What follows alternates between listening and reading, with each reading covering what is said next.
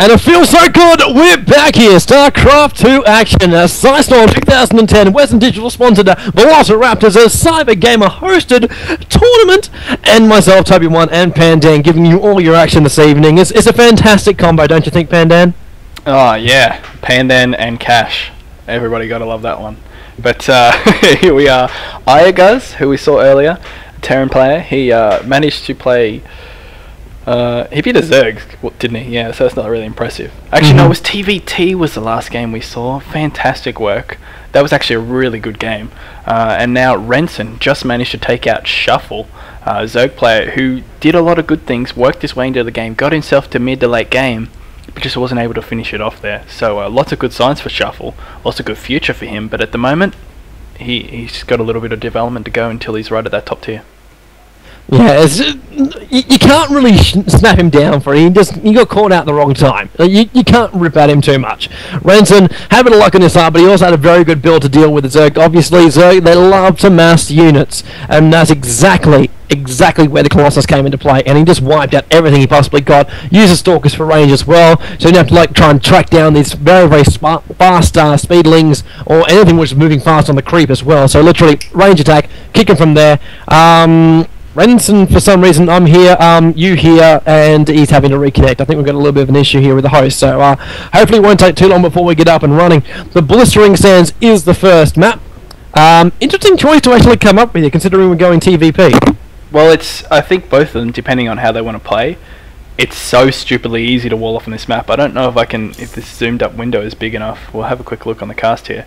But these two little areas just outside both of their first natural expansion is so easy to wall off, if that's what you're going for. If you want to play defensive, you want to build up your base, you want to get everything all big and pretty before you push out, this is the map to do that strategy. This is perfect for it. Yeah, they might want to do it too. You become your first base. I mean your front door. Yeah, we've got to remember here that this is a best of 3. You lose, you're out.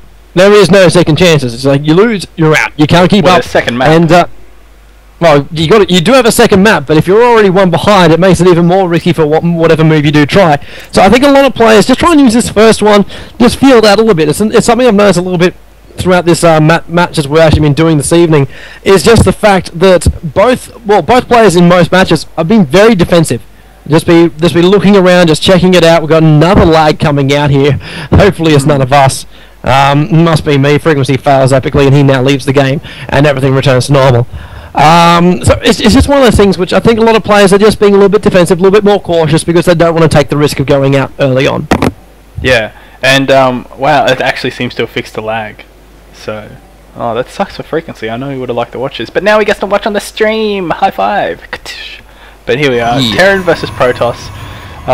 Finally, we don't get to see a mirror build, but frankly, it's still going to be similar. They're both getting their supply up is the first thing they're doing, of course. Scouts should be coming about in the next minute or two for both players. The SCV has just had a quick look at his rocks for some reason, not sure. But jeez. Here we are. Starting off his expansion on his way out. I'm not really sure what pathing he's got on his SCV here. Is this just me? He's checking every single corner. I'm wondering if he's thinking there's been like an early pylon or an early gateway, but it's way too early to actually scout for that. Like you 13 pull into it so far, and you're going, okay, cool. Go over the scout, and now for that little bit extra walking he did, he's going to cross Renson's Probe at exactly the same time, and Renson's Probe had more time to actually harvest off minerals. So now you look towards the income, and 14 harvesters for Renson, 13 for the red for Iaguz, and he's a little bit behind the 8 ball now by about, actually a little bit more behind the 8 ball by about 70 or so minerals. Yeah, so that does make a big difference actually. That it actually really does make a big difference. Like as we discussed in the last game, it did. So I've got to stop and actually comment on this one. Iaguz, I think, has done possibly one of the most elite things in the world. He's actually managed to get a refinery supply depot and barracks wall in on his production line. So you can't get yourself in there, you've got to go around and into the production line, and then you lock yourself into place. So any early harass will not last long, because Iaguz will be right there, Marines intact, and now the probe is also going to get himself locked in here as well, and dies right in front. That's a fantastic positioning there from Iaguz. Yeah, I've actually seen, oh, who was it? Jeez, I think it might even be Hydra. He just to the left of where Iaguz's extractor is there, the refinery. He put his evolution chamber there so that the stalkers couldn't get behind his line. It was on a different map, but he basically put it there so the stalkers couldn't get behind his line. His stalkers had to walk around the side, and that's where he took them out with the roaches. So yeah, oh, we got one idle SCV, 2 Marines already out. This is actually looking quite good for the Terran player, and 1 Zealot on his way over as well. And no wall in for the Protoss. He is chasing an SCV around. Pretty standard Protoss build at the moment, and we got a 3-player bunker. Sorry, 3 Marine bunker sitting at the front. It's a free building. It's a free building. Considering you can just salvage the damn thing and get 100% of the minerals back, it's like, why not just throw it down there, and when there's no need for it anymore, then I can go back out. But if that Zealot tries to push in, there's nothing he can do against it. See, look at this. The Zealot's going to rush himself in here, go up towards the bunker. He's getting pounded from the side here. He will almost go down. He's at 37 HP. Well, we got lag. And massive lag. He does go down, up and down, and while Renson can almost claim the lag, actually just lost him that Zealot. Yeah. Well, I don't know. If you look at where he was clicking, it's kind of stupid clicking as well. But this lag isn't you or me. I'm very confident of that. Isn't it just us? It's Renson. It's actually Renson lagging on his own connection popping up at the moment. And there's actually only us 2 left. Sure, I'll do it. He'll leave.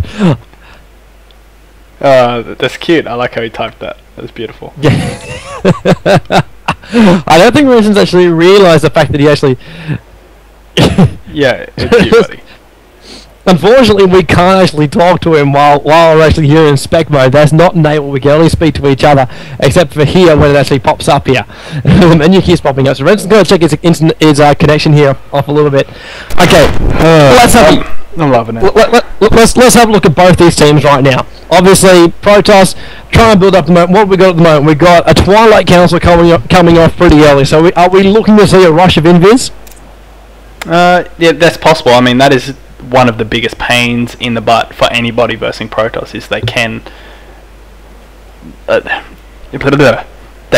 those units out. The other thing too is, I know we're not anywhere near starports, but I mean there is a possibility of Banshee being a massive pain in the ass as well, which he's not even close to going for. But I mean, I'm very interested to see how this goes out here. He's obviously very upset about okay, so he wants us to leave. Yeah, okay. We shall leave, shall we, Toby? I'm not going to type it in that way, but we're on spectators, so we literally do nothing here, so we can't actually speak to them here.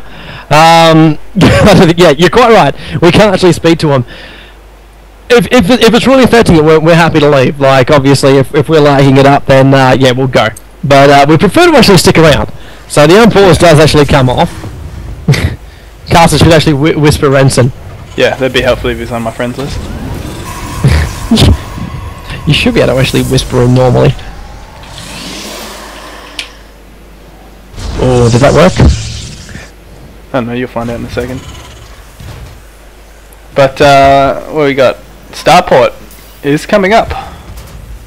Right next to his factory. Yep. Now.